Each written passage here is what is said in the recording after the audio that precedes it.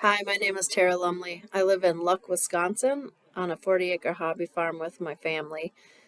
Erica, my wonderful spouse, and I have two kids, a daughter who's 18 and my youngest child is 13. I'm seeking my master's in divinity and will be attending Luther Seminary this fall. I hope to be a pastor someday. I want to share with you one of the people that inspired me in my life.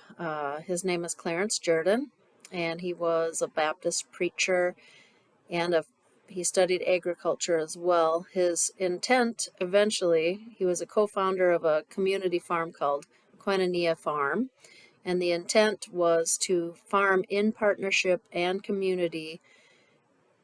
And in a segregated South, he wanted to farm in partnership between races. And this was in the 1940s, and he experienced quite a bit of opposition from the community around him. And his work, however, was very inspirational because his intent was to follow the gospel of Jesus, and he brought many, many leaders, social activists were inspired by him and came to visit the farm. He also wrote a book called The Cotton Patch Gospels, where he transposed the Gospels into a contemporary situation that he was experiencing, a segregated South in America. And it really highlighted how you can apply, for me, how you can apply the Gospels to contemporary life. But the most inspirational thing of all that he did was this. He lived according to this concept of active goodwill, and it's basically going above and beyond loving your neighbor. It's loving that neighbor that despises you and works against you and all that is what you believe and are. I'd like to talk a little bit about how I see the challenges of the church. The ELCA is really no different than many congregations right now, where basically church is competing for time in the life of really, really busy people. So in order for people to make church worthwhile, it needs to have a contemporary message.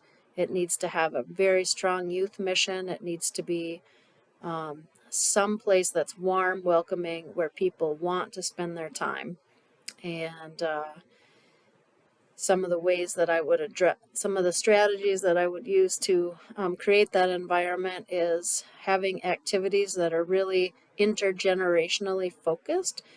The intent there would be to honor the ritual and the traditions of the ELCA church, while bringing in a new generation to participate and experience a more contemporary worship practices. And it is possible to do it if you're taking into account the value of both things. The other thing that I imagine that the church needs to work toward is a more multicultural experience. It's really easy to fall back on our traditional service and consider that there has always been this way of doing it, but needing to be open to understanding that the Lutheran faith really fits many cultures. One of the first churches that I attended, Lutheran churches that I attended, was Luther Memorial. It focused on, it had a congregation that was Hmong and Swedish descent folks, and it was a really special experience. I would say that what I'm looking most forward to in seminary is the opportunity to collaborate with a cohort of the next ELCA leaders. I'm excited about that opportunity. And I also hope to have a better understanding of the liturgical season in the Lutheran Church. I didn't grow up in the Lutheran Church, and so I have a lot to learn about just the traditional practices and historical scripture. And so I hope to gain and grow so much in this next year. Thank you very much for your time.